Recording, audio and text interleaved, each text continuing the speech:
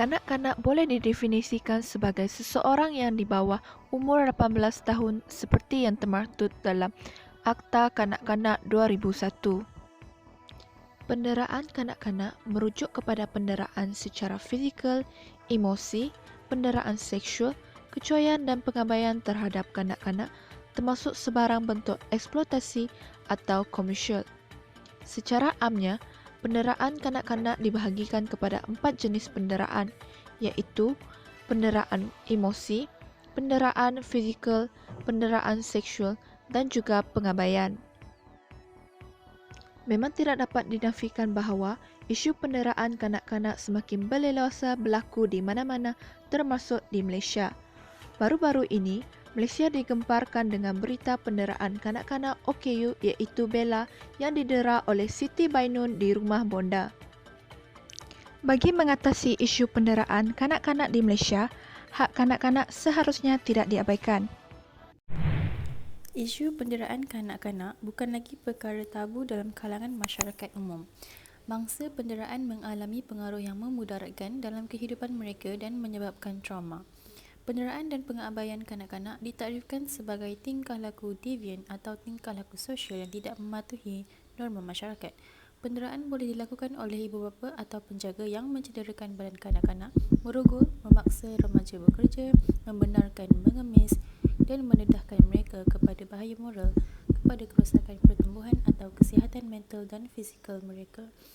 Memukul kanak-kanak sebagai contoh mungkin dianggap sebagai tindakan tata tertib di satu pihak dan penderaan di pihak yang lain. Akibatnya, definisi penderaan kanak-kanak amat bergantung kepada persepsi dan penerimaan masyarakat terhadapnya. Terdapat beberapa punca yang menyebabkan kes penderaan kanak-kanak semakin meningkat. Antaranya termasuklah masalah kewangan dan kurangnya didikan agama. Hal ini dikatakan demikian kerana pada zaman yang semakin moden ini, kos sara hidup juga semakin meningkat. Perkara ini menjejaskan keluarga yang berpendapatan rendah. Kesempitan ekonomi menyebabkan ibu bapa berasa tertekan serta bertindak mengikut emosi dan seterusnya menjadikan anak sebagai tempat melepaskan tekanan. Seterusnya, bagi punca kekurangan didikan agama, pengetahuan yang rendah atau sedikit dalam ilmu agama menyebabkan individu yang mempunyai sikap membaran cenderung untuk terlibat dalam masalah penderaan kanak-kanak. Ibu bapa yang tidak beriman dengan ajaran agama akan mencetuskan tindakan yang berada di luar kawalan mereka, manakala ibu bapa yang beriman pula akan menghadapi kerenah anak-anak dengan penuh kesabaran. Hal ini dikatakan demikian kerana ajaran agama mendidik penganutnya untuk sentiasa bersikap sabar dalam menempuhi apa-apa masalah kerana setiap masalah pasti ada jalan penyelesaiannya. Selain itu, mereka yang tidak berpegang teguh dengan ajaran agama juga tidak akan merasa bersalah dengan tindakan mendera anak-anak. Oleh itu, ajaran agama sangat penting dalam mengekalkan hubungan kekeluargaan yang utuh. Punca penderaan kanak-kanak yang seterusnya ialah masalah dalam rumah tangga. Menurut Jabatan Kebajikan Masyarakat, terdapat 4,120 kes yang direkodkan daripada tahun 2013 hingga 2017 yang berpunca daripada masalah rumah tangga. Punca ibu bapa mendera kanak-kanak adalah seperti masalah kesempitan kewangan, di mana ibu bapa akan bergaduh dan menyebabkan anak-anak menjadi tempias. Ibu bapa pula memilih untuk mendera anak-anak daripada berbincang untuk menyelesaikan masalah. Dadah juga adalah antara punca kepada penderaan kanak-kanak. Menurut Jabatan Kebajikan Masyarakat, terdapat 1,264 kes penderaan kanak-kanak yang berpunca daripada kes ketigahan dadah. Ketigahan kepada dadah dapat menjejaskan fungsi otak dan mengubah kelakuan seseorang menjadi ganas, jadi tidak hairan lagi mereka akan mendera kanak-kanak. Seterusnya kita beralih kepada kesan. Isu penderaan kanak-kanak sememangnya memberikan kesan yang negatif terhadap mereka, tidak kira dalam jangka masa pendek maupun panjang. Kesan ini akan menjejaskan beberapa bahagian, terutamanya pada tahap kesihatan mereka. Antara kesan yang akan mereka terima ialah kesan dari segi fizikal, mental maupun psikologi. Bagi kesan fizikal, ianya merupakan kesan yang boleh dilihat pada fizikal kanak-kanak tersebut.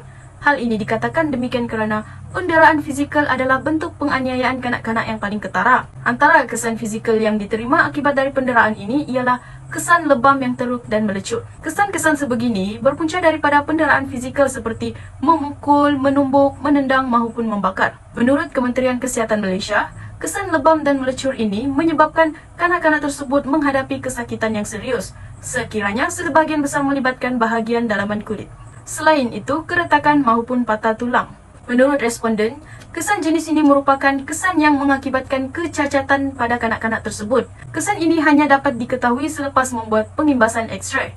Namun terdapat tanda-tanda fizikal untuk kita ketahui jika berlaku keretakan maupun patah tulang, seperti bengkak, berasa pedih pada bahagian tulang, dan tanda paling ketara patahan tulang yang mencuat keluar dari kulit. Selain kesan fizikal, ramai tidak sedar penderaan juga meninggalkan kesan yang mendalam dan berpanjangan terhadap psikologi mangsa penderaan. Kebanyakan mangsa penderaan tidak dapat terlepas daripada kemurungan. Kemurungan adalah sejenis penyakit mental yang banyak berlaku tetapi disebabkan kurangnya didiagnosis. Isu ini telah menular dalam kalangan mangsa penderaan terutamanya kanak-kanak. Sekiranya penderaan berlaku dalam jangka masa yang panjang, hal ini sudah pasti akan menyebabkan kanak-kanak tersebut menghidapi kemurungan dan meninggalkan trauma sepanjang hayat mereka. Biasanya terdapat perubahan ketara dalam pemikiran dan tingkah laku kanak-kanak yang menghidapi kemurungan. Kanak-kanak yang mengalami penderaan akan sentiasa berada dalam ketakutan dan menjadi lebih pasif terhadap kehidupannya. Mereka akan menjadi antisosial, selalunya bersendirian dan menjadi kurang yakin akan diri sendiri. Mereka juga mungkin hilang minat sepenuhnya terhadap sesuatu aktiviti yang sebelum ini digemari, diiringi dengan kehilangan selera makan dan kemerosotan kebersihan diri. Membunuh diri sering kali menjadi cara mereka untuk melepaskan diri daripada keperitan kemurungan. Seterusnya, penderaan terhadap kanak-kanak akan mengakibatkan trauma terhadap mangsa dera. Trauma akan menyebabkan kehilangan keyakinan terhadap diri sendiri, terutamanya apabila punca trauma tersebut berlaku sejak kecil lagi. Kanak-kanak mudah berhadapan dengan perkara traumatik, terutamanya jika perkara tersebut berlaku tanpa diduga, berlaku berulang kali, berunsur kekejaman dan juga ketika kanak-kanak dalam keadaan yang belum bersedia. Trauma akan mengakibatkan perkembangan emosi kanak-kanak terjejas sehingga mereka hidup dalam keadaan ketakutan dan kegelisahan. Mereka cenderung untuk menyendiri dan berasa risau ketika berada di halayak ramai.